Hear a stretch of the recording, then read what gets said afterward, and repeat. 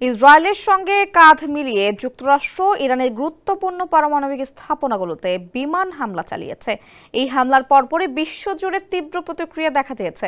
চীন এবং যুক্তরাজ্য সহ বিশ্বের অন্যান্য শক্তিশালী দেশগুলো মন্তব্য করেছে, যুক্তরাষ্ট্র আন্তর্জাতিক আইনের চরম অবমাননা করেছে। এই পরিস্থিতিতে প্রশ্ন উঠেছে, ইরানে যুক্তরাষ্ট্রের হামলা নিয়ে রাশিয়ার অবস্থান কি? সংবাদ মাধ্যম আল জাজিরার খবর অনুযায়ী ক্রেমলিন নিশ্চিত করেছে সোমবার রাশিয়ার প্রেসিডেন্ট ভ্লাদিমির পুতিন এবং ইরানের পররাষ্ট্রমন্ত্রীর মধ্যে একটি অত্যন্ত গুরুত্বপূর্ণ বৈঠক অনুষ্ঠিত হতে যাচ্ছে। বিশ্লেষকরা মনে করছেন, ইরান এখন যুক্তরাষ্ট্রের সঙ্গে একটি সমঝোতায় পৌঁছানোর চেষ্টা করছে এবং পুতিনকে মধ্যস্থতাকারী হিসেবে যুক্ত করতে চাইছে তারা।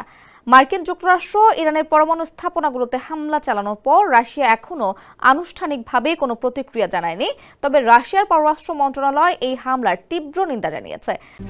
RICL TMX, যুগের পর যুগ স্থাপনা থাকে মজবুত। প্রেসিডেন্ট পুতিন আগেই স্পষ্ট করে দিয়েছেন, রাশিয়া এই সংঘাতে সামরিকভাবে জড়াবে না, কারণ তারা বর্তমানে ইউক্রেনের নিজস্ব সামরিক অভিযান চালাচ্ছে। তার মতে, ইরান, ইসরায়েল ও যুক্তরাষ্ট্রের এই উত্তেজনার কোনো সামরিক সমাধান নেই।